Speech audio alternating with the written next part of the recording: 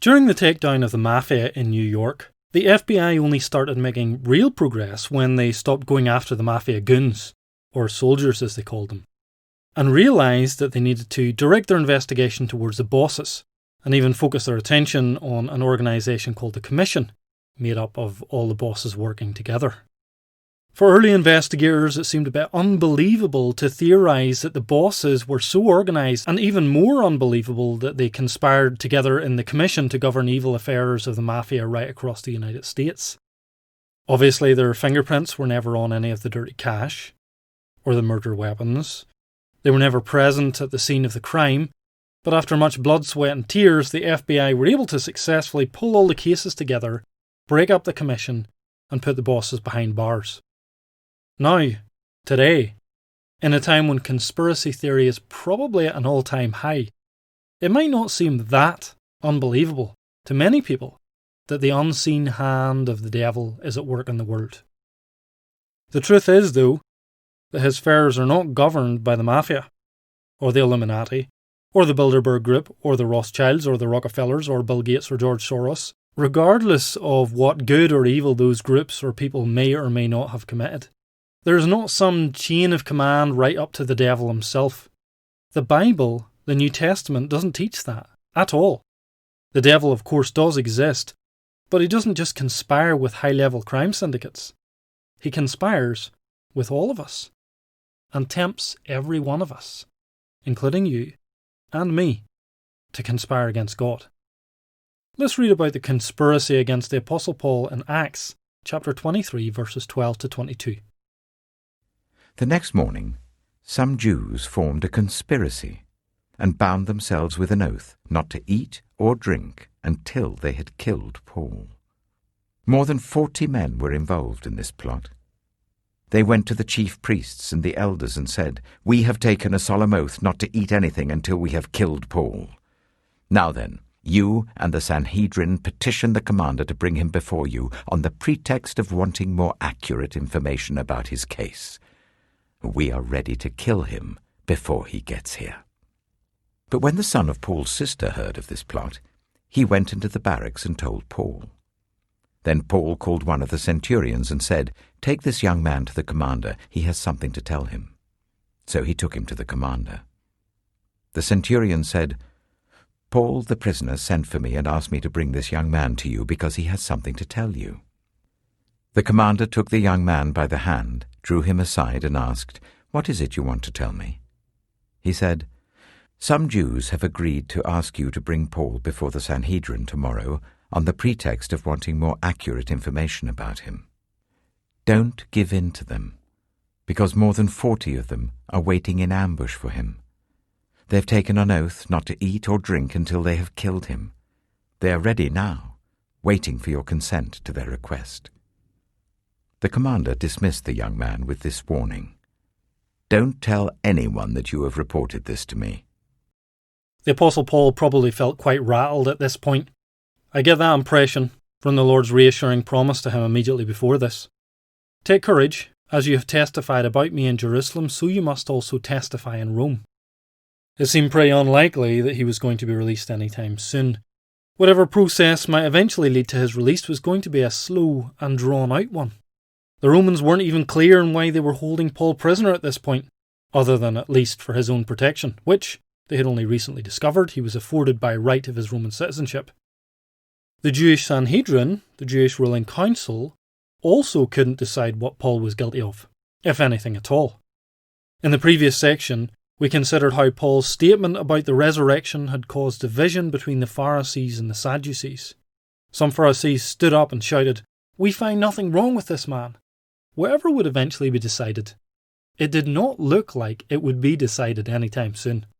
And for Paul's sworn enemies, the longer it went on, the more damage and division it seemed to cause.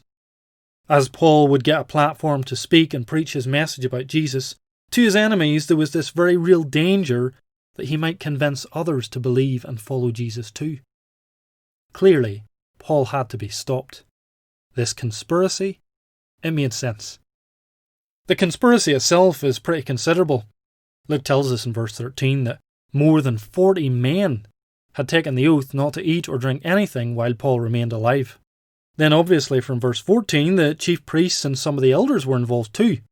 Clearly not the whole Sanhedrin, but some of the party of the Sadducees anyway. The oath itself, to us, might sound very extreme.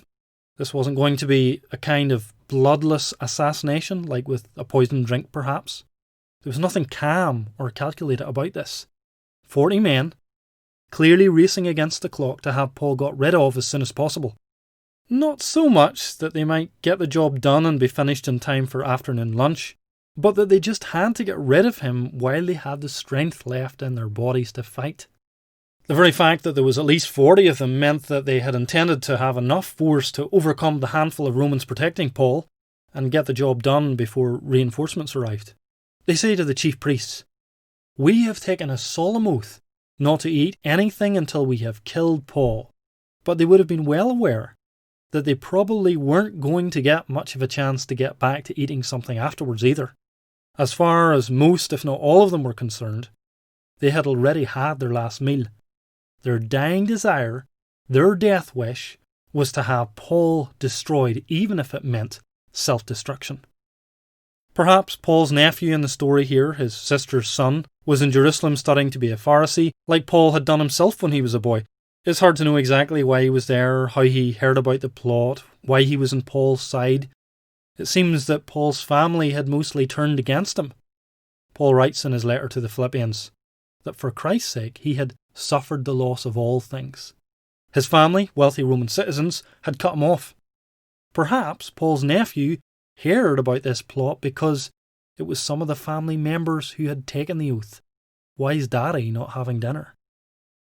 However exactly it happened, it's good to notice that when 40 hungry, angry men were craving blood, God had a little birdie in the right place at the right time to be able to relay this message. Yeah, we could think about how brave the young man is to approach Paul with the news and then go with the centurion to repeat the news to the commander, the tribune. But that's not so much the point. In fact, the clear impression is that the boy is so young that he doesn't even fully realise that he might be in danger for relaying the message.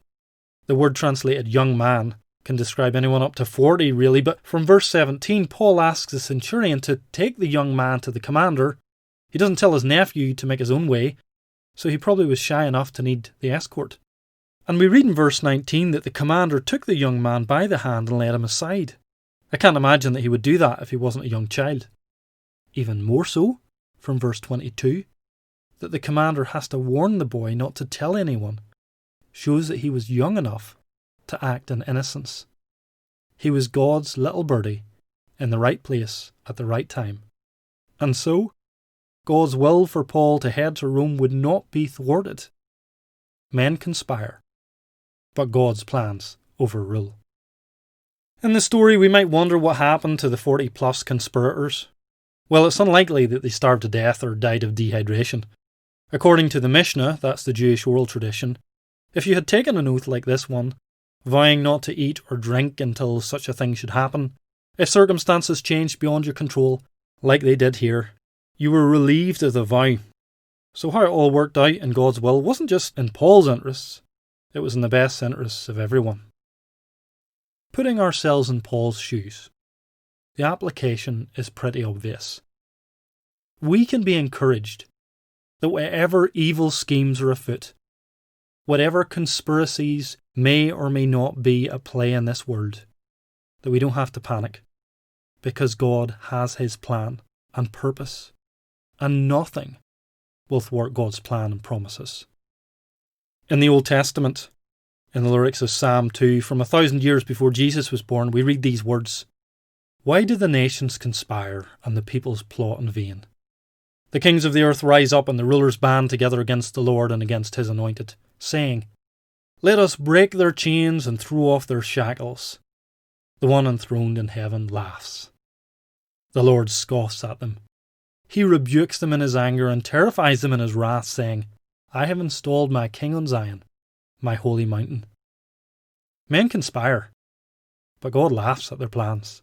They are no threat to Him or His plans for the world. Paul's response to the news from his nephew was simply to send the boy with his message on to the commander the same way he might offer a prayer over to God. Because it wasn't Paul's job to try and sort this all out. The Lord would look after it. So from putting ourselves in Paul's shoes, we should be challenged, encouraged, to trust the Lord with all of those things going on in the world which are really not our business, and clearly beyond our control. People cry conspiracy in politics, the UN, the WHO, the Doyle. Our one concern should simply be to live lives of faith and obedience to that King that God has installed, Jesus, and simply have a healthy trust in the Lord that whatever else happens, His plan will come to pass, His will be done, His purposes fulfilled. And the slightly disturbing side to this story we should realise is that if we fail to trust God in those things, we ourselves become conspirators. We make our own plans to change things, or bring about God's justice, or whatever else we might think we're doing, strategizing or scheming or campaigning, because we fail to see that the Lord is perfectly capable of sorting those things out Himself. Yes, these 40-something men in the chapter had a totally wrong view of Jesus. They failed to see that He should have been their Saviour and King. But if they had remembered the earlier advice of the Pharisee Gamaliel from chapter 5, and simply trusted it all to the plan and will of God, they would never have conspired. Years previously, Gamaliel challenged a similar crowd about the actions towards the 12 apostles. He said, "If their purpose or activity is of human origin, it will fail. But if it is from God, you will not be able to stop these men. You will only find yourselves fighting against God." To find ourselves in the shoes of the conspirators doesn't require us to be part of some evil global campaign run by the devil and organised by the Illuminati. All it takes is a lack of trust in God and His purposes. You end up being in the other camp, fighting against God, being part of a conspiracy yourself, conspiring and making plans to see your will be done, because you don't have much trust in God to do it. You feel then that you have to fight or campaign for it yourself. We don't have to be self-professed Satanists to find ourselves doing the devil's work. All it takes is a lack of trust or faith in the plans and promises of God. The devil tempts us all to conspire, just like he tempted Judas, just like he tempted these men here, just like he can tempt me or you to take the purposes, the plans, or the justice of God into our own hands. And the result, as we see here, and as we see with the story of Judas and others, that unless God intervenes like He did in this episode today, it's just chaos and destruction, hurt and destruction for those around us, and ultimately self-destruction. We either have faith and trust in God, or we don't. What kind of a God is He, if we can only trust Him with some things and not other things? In that case, He's not really a God at all, is He? It's easy to imagine that we're just like Paul, and that we can never be like these men. But we are. And the truth is that the history of humanity is one big history of conspiring against God, making our own plans, going our own ways, being tempted and giving in to the devil's temptation, on a worldwide level and also as individuals. It's our own story. But thank God, just like with these men, we can know the intervention of God in our lives, saving us from the destruction that we are surely heading towards. Our only hope, with everything in life, with every aspect of our lives, whatever it is to put our faith in the King that God has established, as the psalmist said.